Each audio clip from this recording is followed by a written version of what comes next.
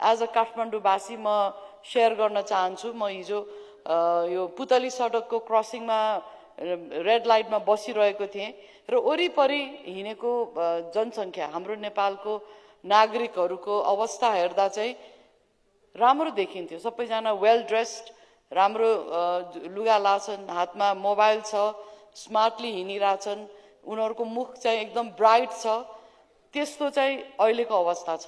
तर म आफ्नो बाल्यकाल या युवाका अवस्थामा पनि त्यही पुतली सडकमा धेरै अब मोटरमा बस्दाखेरि, गाडीमा बसेर हेर्दाखेरि चाहिँ त्यो बेलामा डोको बोकेको नाङ्लो पसलेहरू र खर्पन बोकेको, खुट्टामा जुत्ता नभएको र च्यातेको लुगा लाएको र निन्याउरो मुख भएको, कपाल पनि नकोरेको हाम्रो नागरिकहरू चाहिँ त्यही पुतली सडकमा मलाई देखेको याद छ।